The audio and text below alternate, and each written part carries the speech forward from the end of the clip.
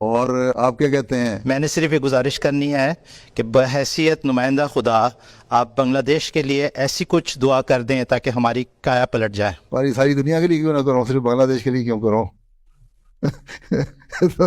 مجھے محدود کیوں کر رہے ہیں؟ میں تو ساری دنیا کے لیے کرتا ہوں، اور اللہ تعالیٰ نے ہر چیز کا ایک وقت رکھا ہوتا ہے.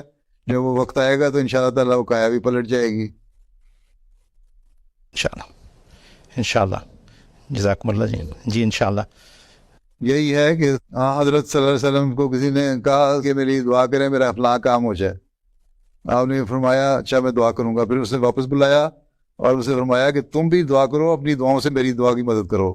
تو یہ آپ لوگوں کا بھی کام ہے، جس طرح میں نے ابھی کہا ہے کہ راتوں کو اٹھیں، ہر مربی اور معلم جو ہے لازمی قرار دے کے اس نے تہجد پڑھنی ہے اور بے نفس ہو کے کام کرنا ہے، خدا تعالیٰ کا حق بھی ادا کرنا ہے اور اس کے بندوں کا بھی حق ادا کرنے ہیں. اپنے خدمت دین کو ایک فضل الہی سمجھنا ہے اور اس کے لیے کسی ریوارڈ کی اور کسی تعریف کے لیے کوئی امید نہیں رکھنی چاہیے.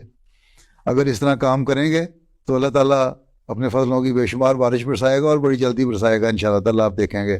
اللہ تعالیٰ آپ سب کو اس کی توفیق عطا فرمائے اور آپ لوگوں کو اپنے اپنے میدان میں کامیاب فرمائے. اس کے ساتھ ہی السلام علیکم ورحمۃ اللہ وبرکاتہ. السلام علیکم ورحمۃ اللہ.